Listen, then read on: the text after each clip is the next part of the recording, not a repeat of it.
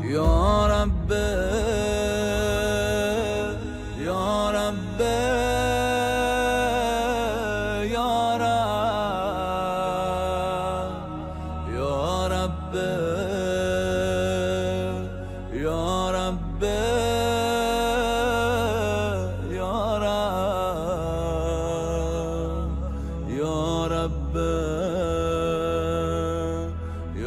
رب یا رب اور بعض شعراء تو تھے ہی فقط مخصوص جنہوں نے فقط کربلا پہ شاعری کی ہے عمر بھر، اور اس کے علاوہ کسی اور میدان میں کسی موضوع میں انہوں نے کلام نہیں لکھا، لیکن شاعری ہے، بالآخر شاعری ہے۔ شاعری مستند نہیں ہوتی تفسیر کے لیے یا کسی ماجرا کے فلسفہ و حکمت کو سمجھنے کے لیے۔ خطابت بھی ایک چیز ہے جو چونکہ عوام کے لیے ہوتی ہے خطابت، اس میں عوام کی پسند کو مد نظر رکھا جاتا ہے۔ خطباء، خطیب حضرات، خواہ وہ سیاسی خطیب ہوں یا مذہبی خطیب ہوں، خطیب جس طرح شاعر فقط اپنی خیالی تصویر پیش کرتا ہے، حقیقت نہیں پیش کرتا، اس لیے علامہ اقبال خود کو شاعر کہنے سے بہت گریز کرتے ہیں اور پسند نہیں کرتے کہ علامہ اقبال کو انہیں کوئی شاعر کہے، چونکہ شاعر کا مطلب ہوتا ہے جو خیالی مواد پیش کرے۔ علامہ اقبال شاعر نہیں ہے، چونکہ انہوں نے کوئی تخیل نہیں پیش کیا، جو کچھ پیش کیا ہے حقیقت پیش کی ہے، فکر ہے، اسلام ہے، دین ہے یا قومیات ہیں، اس میں تخیل کا نہیں ہے، عنصر شامل نہیں ہے، اس لیے وہ شاعر نہیں ہے۔ خود بھی پسند نہیں کرتے کہ انہیں شاعر کہیں، بلکہ کہتے ہیں کہ مجھ پر ظلم کرے گا جو مجھے شاعر سمجھ رہا ہے۔ نظم لکھی ہے انہوں نے، لیکن شعر اور نظم میں فرق ہے۔ منظوم کلام جس میں وزن ہو، قافیہ ہو، ردیف ہو، اسے نظم کہتے ہیں۔ جس میں تخیل ہو وہ شعر ہے، اگرچہ اس میں قافیہ نہ ہو، ردیف نہ ہو، عام جملے ہوں۔ نثر میں انسان شاعری کرے، تخیل، خیالات پیش کرے۔ خطابت میں عوام کو قانع کرنا و عوام کو مطمئن کرنا و عوام کی حمایت حاصل کرنا یا عوام سے کوئی چیز دریافت کرنا مقصد ہوتا ہے۔ خطابت تفسیر کا ذریعہ نہیں ہے، عوام کو قانع کرنے کا ذریعہ ہے، عوام کی تسلی کے لیے یا عوام کو کسی بات پہ ابھارنے کے لیے یا عوام کے جوش و جذبہ کو ٹھنڈا کرنے کے لیے خطابت کی جاتی ہے۔ خطابت میں حقیقت نہیں ہوتی، حقیقت فقط علمی تحلیل و تجزیہ میں زیر باس آتی ہے، یعنی حقیقت پیش کرنے کا بہترین جگہ یہ ہے یا اس جیسے علمی مقامات۔ عوامی مجمع میں آپ حقیقت پیش کریں، عوام کو نیند آ جاتی ہے، مرجھا جاتے ہیں، وہ بور ہوتے ہیں۔ اگرچہ ہمارے ہاں فرق نہیں ہوتا، ہم علمی مراکز میں بھی دیکھیں تو توقع خطابت ہی کی ہوتی ہے۔ بہت سارے علمی مراکز میں موقع ملا ہمیں جانے کا اور بھرپور خطابت تھی، شاید عوامی جلسوں سے زیادہ جوش جذبہ یونیورسٹی کے اندر نظر آیا، چونکہ وہاں بھی عامیانہ ہی توقعات تھیں، عالمانہ نہیں تھیں۔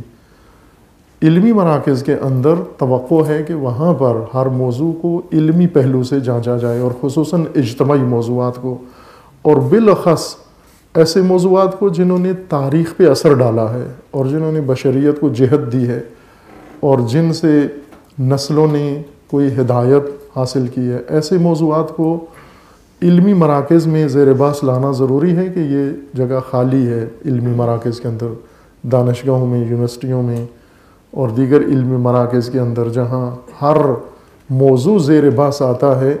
حشرات الارض زیر باس ہیں، مکڑی کی کتنی قسمیں ہیں اور اس کے جالے کی کتنی پیمائشیں اور تو کتنی جغرافیہ میں کیا کچھ ہوتا ہے، لیکن کربلا زیر باس نہیں ہے۔ تاریخ کے اہم واقعات جو بشر سے زیادہ تعلق رکھتے ہیں اور اس کے مستقبل سے علمی طور پر وہ فیکلٹی ہوتی ہی نہیں ہے یونیورسٹیوں کے اندر۔ یہ بھی غنیمت ہے جو طلاب و بعض عزیزان علمی مراکز کے اندر دلچسپی رکھتے ہیں، ہر چند کسی خاص مناسبت سے ہی اتنا بھی غنیمت سمجھنا چاہیے۔ کربلا کا ایک اہم پہلو سیاسی پہلو ہے، اور بعض مفسرین نے کربلا کی تفسیر کی ہے کہ کربلا ایک سیاسی جنگ تھی۔ سیاست کا جب نام آتا ہے تو ہمارے ذہن میں فوراً، چونکہ سیاست کو ہم نے پڑھا نہیں ہوتا یا سیاست سے مضمون سے تعلق نہیں ہوتا، دیکھی ہوتی ہے سیاست سڑکوں پر، جس طرح شیعہ مذہب کو لوگوں نے کتابوں سے نہیں دیکھا ہوا، بارہا ہمیں تجربہ ہوا ہے علماء کے ساتھ گفتگو کر کے کہ ان علماء نے بالکل کوئی شیعہ مذہب کی کتاب نہیں پڑھی تھی، پوچھا بھی تو کہا نہیں ہے ہی نہیں ہمارے پاس۔ تو ہم نے کہا پھر آپ یہ جو احساسات ہیں یا جو آپ کے نظریات ہیں یہ کہاں سے بنائے ہیں؟ کہا یہ سڑکوں کے اوپر، روڈ کے اوپر، جلسے جلوس و مجلس میں جو کچھ یہ کرتے ہیں وہاں سے ہم نے تشیع کو پہچانا ہے۔ ظاہر ہے یہ عالمانہ معیار نہیں ہے کہ سڑکوں پر گلیوں میں جو کچھ ہو رہا ہے اسے ایک مذہب اور مکتب کو سمجھنے کے لیے سند قرار دیا جائے، یہ غیر عالمانہ چیز ہے۔ عالمانہ کام یہ ہے کہ اس کے کتابیں، اس کے منابع، اس کے جو اصل منبع ہے اس کی طرف رجوع کیا جائے اور مستند علماء کی طرف رجوع کیا جائے۔ سیاست بھی ایسا ہی ہے۔ ہم نے سیاست الیکشن سے سمجھی ہے، جلسے جلوسوں، دھرنوں سے اور نعروں سے، اور یہ پاکستان میں جو سیاست ہو رہی ہے ہمارے جوانوں کے ذہنوں میں سیاست کا یہی نقشہ ہوتا ہے۔ جیسے ابھی عنقریب آپ نے ایک لاہور میں ہی سیاست کا دنگل مشاہدہ کیا ہے، اب سب یہ سمجھتے ہیں کسی کو سیاست کہتے ہیں۔ اگر کسی بچے سے پوچھیں سیاست کیا ہوتی ہے تو وہ یہی بتائیں گے کہ یہ جو کچھ سیاسی جماعتیں کرتی ہیں یا سیاسی لوگ کرتے ہیں میدان میں آ کر، یہ سیاست ہے۔ لہٰذا بہت سارے لوگ کربلا کو سیاست کی نگاہ سے دیکھنے کی طرف مائل نہیں ہیں، چونکہ تقدس ہے قیام کربلا کا، امام حسین علیہ السلام کی ذات کا، لہٰذا وہ پسند نہیں کرتے کہ بیچ میں کوئی سیاسی تفسیر یا سیاست کی طرف اشارہ بھی بیچ میں آ جائے۔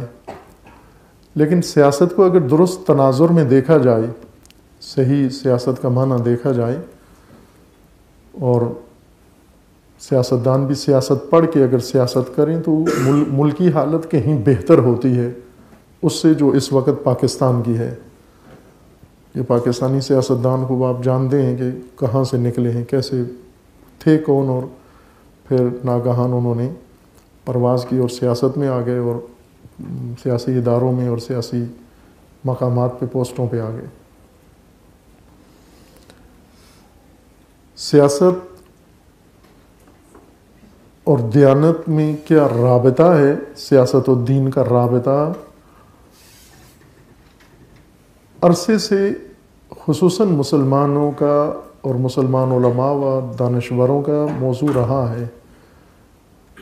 سیاست اور دین کا رابطہ آپس میں، اس میں دو اہم نظریے ہیں فکر۔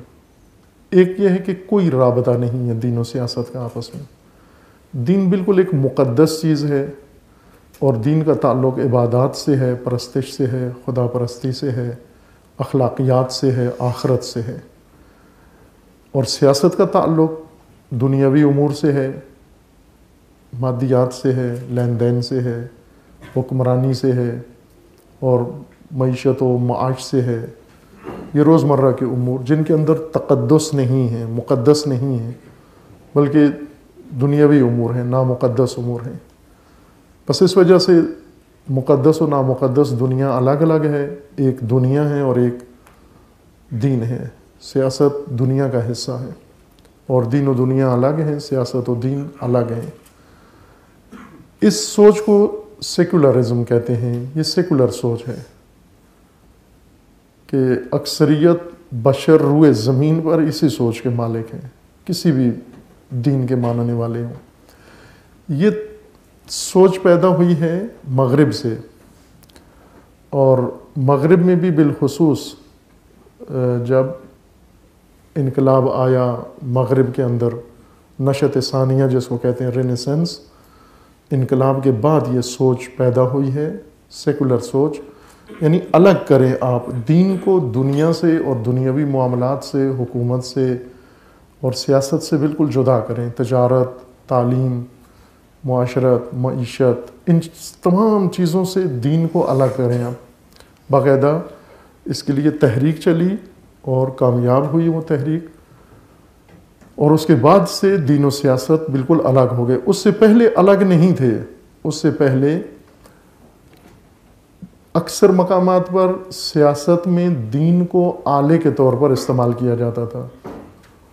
آپ آگاہ ہیں تاریخ سے کہ مغرب کے اندر کلیسا کی حکومت تھی، دین کی حکومت تھی، اور اسی حکومت سے تنگ آ کر یہ تحریک شروع ہوئی رینیسنس، اور اس کے بعد دین کو الگ کر دیا گیا، دینی مراکز اور دینی تعلیم الگ کر کے، اور پابندی لگا دی گئی کہ دین و مذہب انسان کی عملی زندگی میں داخل نہیں ہوں گے، ممنوع ہے داخل کرنا، آئینی طور پر غلط ہے۔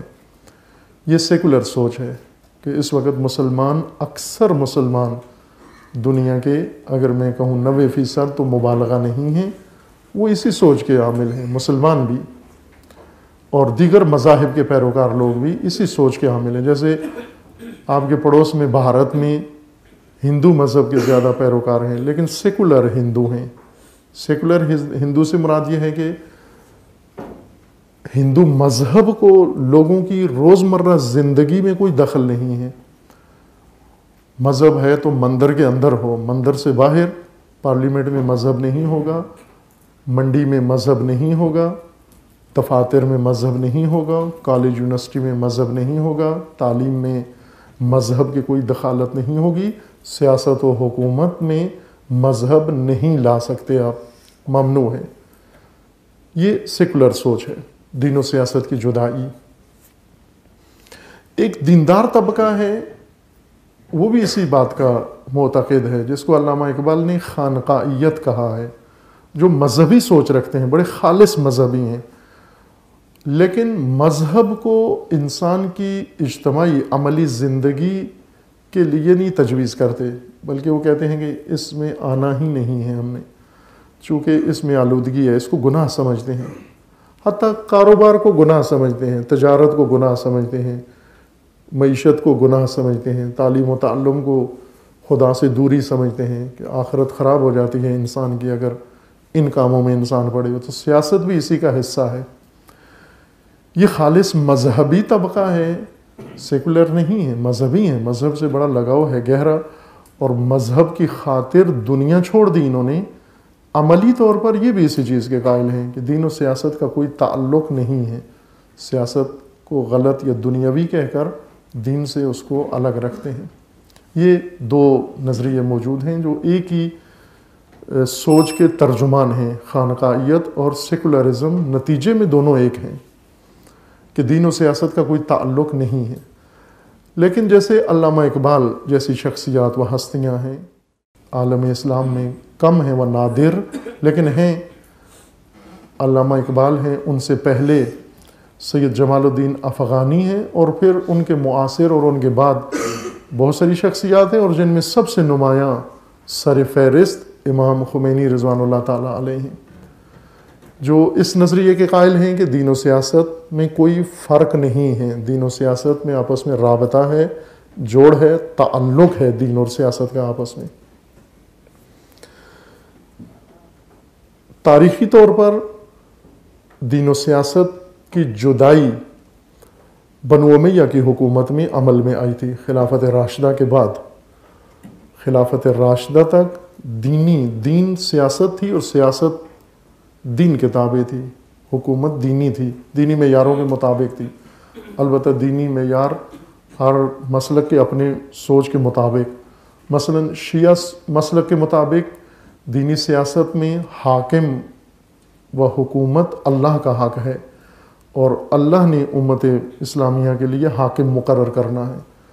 اہل سنت کے مکاتب کے مطابق رسول اللہ کی صلی اللہ علیہ وآلہ وسلم کی ذات تک یہ حق اللہ کا تھا، اللہ نے حاکم مقرر کرنا ہے، لیکن رسول اللہ کے بعد، خاتم نبوت کے بعد، یہ حق اللہ کا نہیں رہا، ابھی یہ پبلک کا ہو گیا ہے کہ پبلک نے حاکم چننا ہے۔ لیکن پبلک بھی جب حاکم چنے گی تو قانون اللہ کا ہوگا، قانون اللہ کا ہوگا، جس کو نظریہ خلافت کہتے ہیں، کہ خلیفہ کا انتخاب لوگ کریں گے، لیکن یہ خلیفہ قانون اپنا نہیں چلائے گا، نہ پبلک کا قانون چلائے گا، قانون اللہ کا ہوگا.